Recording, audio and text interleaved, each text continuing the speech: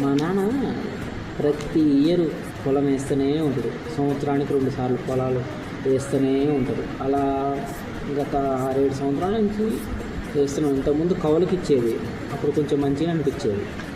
ఈ 6-7 సంవత్సరాల నుంచి కూడా పొలం వేస్తూనే ఉన్నాడు, లాస్ వస్తూనే ఉంది, అయినా మళ్ళీ వేస్తూనే ఉన్నాడు. అలా వేస్తూ 6-7 సంవత్సరాల నుంచి ప్రతి సంవత్సరం పెట్టిన పెట్టుబడి కన్నా వచ్చే దాంట్లో అది ఇది పోతుంది, కానీ అతనికి మాకు రూపాయి మిగిలేదు లేదు.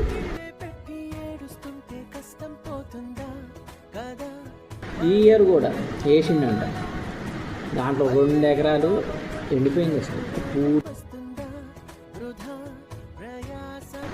అసలు ఆయనకి ఎందుకు డాడీ ఇట్లా వేసుకోవడం అవసరమా, ఇంత లాస్ వస్తుంది వేసుకోవడం, అయినా వెయ్యాలరా, పొలం అన్నాక ఉన్నది కదా, వేసుకుంటే అయిపోతుంది కదా, మీకేగా పనికి వచ్చేది బియ్యాన్ని.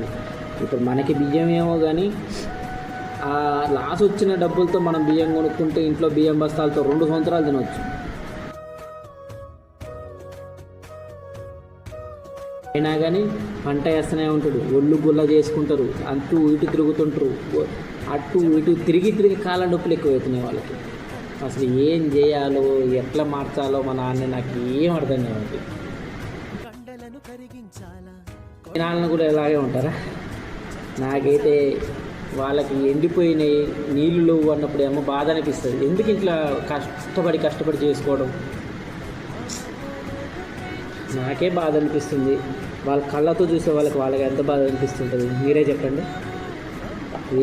వీళ్ళకి పొలం మీద మాత్రం ప్రేమ పోదండి.